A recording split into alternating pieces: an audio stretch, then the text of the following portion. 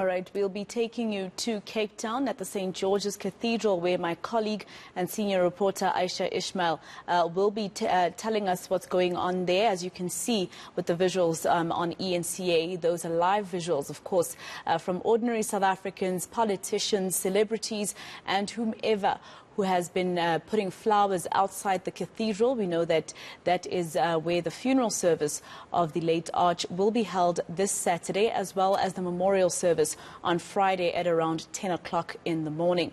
Of course, we know that the Arch did ask for a very simple funeral.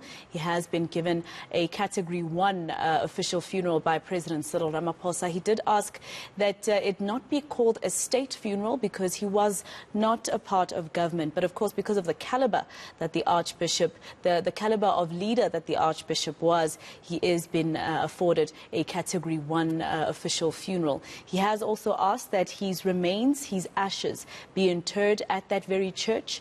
A little earlier on in the year, the Archbishop actually celebrated his 90th birthday party at the St. George's Cathedral. He was the first person to be, given the order of being a bishop here in the city of Johannesburg, and the first black person in the city of Cape Town to be given the term emeritus, Bishop Emeritus Desmond Tutu. We do have my colleague, of course, Ayesha Ismail. As you can see, she's stepping into the camera now. Ayesha, I'm hoping you can hear me. I can see, ordinary South Africans, politicians, and whoever wanted to pay some respect to the Arch has put flowers outside the cathedral. Tell us how the mood is there right now. Well, as you can see, there are lots of bunches of flowers up against the fence here outside St. George's Cathedral.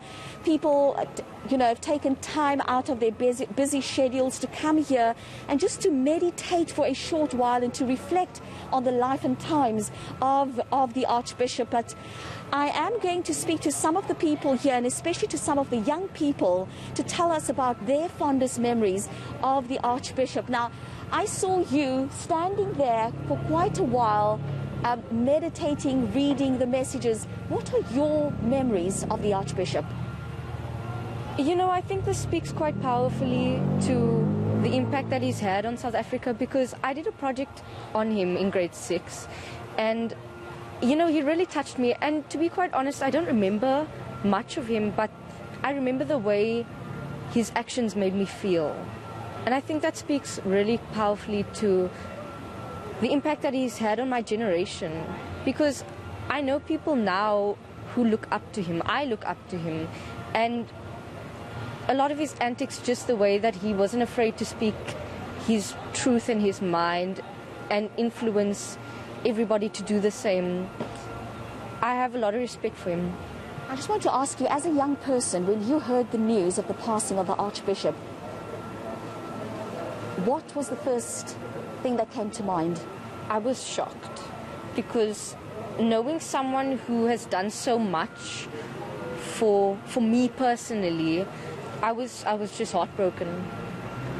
Thank you so much for your time. I'm just going to move further down also just to speak to somebody else and to find out about their memories. So you were telling me that you are a visitor to the mother city. What are your memories of Archbishop Desmond Tutu?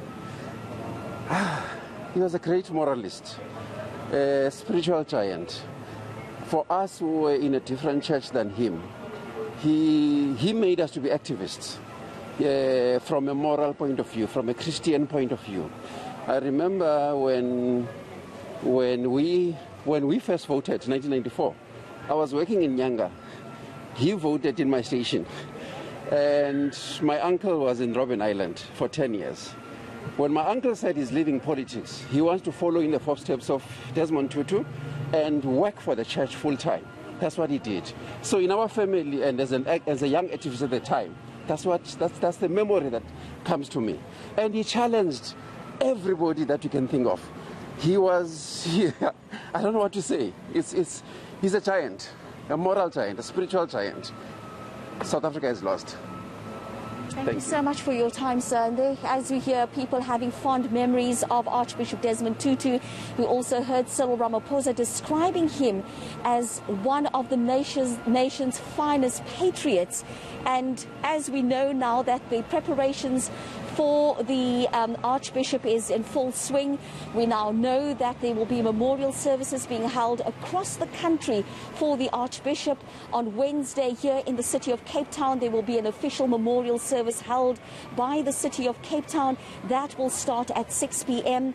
On Friday, the Archbishop will lie in state here at the cathedral, and what we also do know that his ashes will be interred inside the cathedral. We know that the cathedral has become synonymous with Archbishop Desmond Tutu, and as I said, it has now been confirmed that the cathedral will be the Archbishop's final resting place.